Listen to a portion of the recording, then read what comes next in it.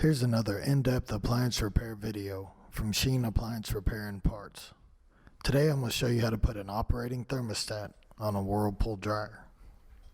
Tools you'll need: straight screwdriver, Phillips head screwdriver, 1/4 inch and 5/16 nut driver, and a pair of chain locks or pliers.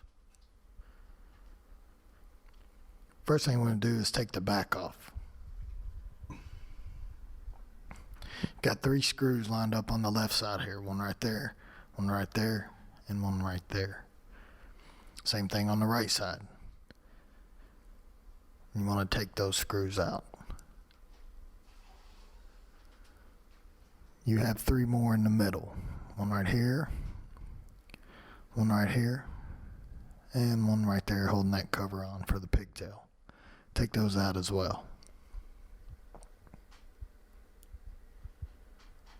Now that we've got our back off, we need to take our heating element off. So you take your straight screwdriver and first pry those wires out. Take them off the heating element and the thermostat and put them off to the side. And then take your 1/4 inch nut driver and take the screws out that are holding the heating element on. One on the left and one on the right. And take your heating element off, and you'll see your operating thermostat on the case. It's a lot easier to take the case off and work with the thermostat than it is to keep it on. So then you're going to take a straight screwdriver and you're going to pry this hook that's holding the thermostat on. You're going to pry up on it. Then take your pliers and you're going to pull the spade off over the heating element. You're going to pull that off and the thermostat will come right up.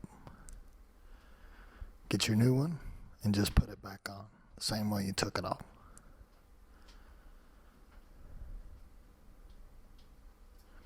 Put your heating element back in. Mount your 1/4 inch screws back in. And then put your wires back on your thermostat and your heating element.